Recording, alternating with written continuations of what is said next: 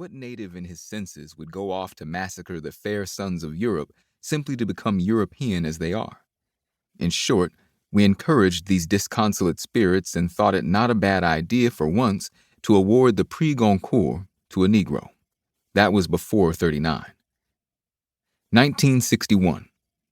Listen. Let us waste no time in sterile litanies and nauseating mimicry. Leave this Europe where they are never done talking of man, yet murder men everywhere they find them, at the corner of every one of their own streets, in all the corners of the globe. For centuries, they have stifled almost the whole of humanity in the name of a so-called spiritual experience. The tone is new. Who dares to speak thus? It is an African, a man from the third world, an ex-native. He adds, Europe now lives at such a mad, reckless pace that she is running headlong into the abyss. We would do well to keep away from it. In other words, she's done for. A truth which is not pleasant to state, but of which we are all convinced, are we not, fellow Europeans, in the marrow of our bones?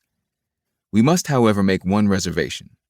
When a Frenchman, for example, says to other Frenchmen, the country is done for, which has happened, I should think, almost every day since 1930, it is emotional talk, burning with love and fury. The speaker includes himself with his fellow countrymen. And then, usually he adds, unless, his meaning is clear. No more mistakes must be made. If his instructions are not carried out to the letter, then and only then will the country go to pieces. In short, it is a threat followed by a piece of advice, and these remarks are so much the less shocking in that they spring from a national intersubjectivity. But on the contrary, when Fanon says of Europe that she is rushing to her doom, far from sounding the alarm, he is merely setting out a diagnosis. This doctor neither claims that she is a hopeless case, miracles have been known to exist, nor does he give her the means to cure herself. He certifies that she is dying on external evidence founded on symptoms that he can observe. As to curing her, no. He has other things to think about. He does not give a damn whether she lives or dies. Because of this, his book is scandalous. And if you murmur, jokingly embarrassed, he has it in for us. The true nature of the scandal escapes you. For Fanon has nothing in for you at all. His work, red hot for some, in what concerns you, is as cold as ice. He speaks of you often, never to you. The black Goncourt and the yellow Nobels are finished. The days of colonized laureates are over. An ex-native, French-speaking, bends that language to new requirements, makes use of it, and speaks to the colonized only. Natives of all underdeveloped countries, unite. What a downfall for the fathers we alone were the speakers. The sons no longer even consider us as valid intermediaries. We are the objects of their speeches. Of course, Fanon mentions in passing our well-known crimes, Sétif, Hanoi, Madagascar, but he does not waste his time in condemning them. He uses them.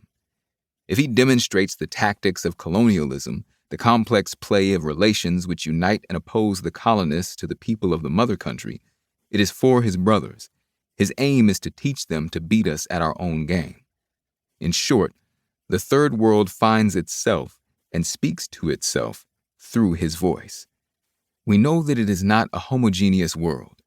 We know, too, that enslaved peoples are still to be found there, together with some who have achieved a simulacrum of phony independence, others who are still fighting to attain sovereignty, and others again who have obtained complete freedom but who live under the constant menace of imperialist aggression.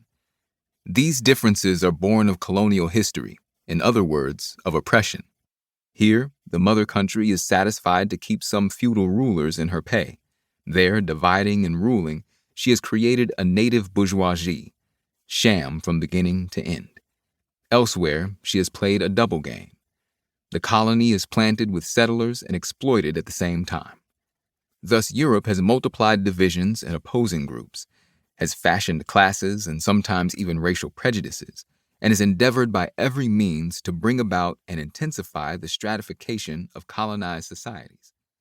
Fanon hides nothing in order to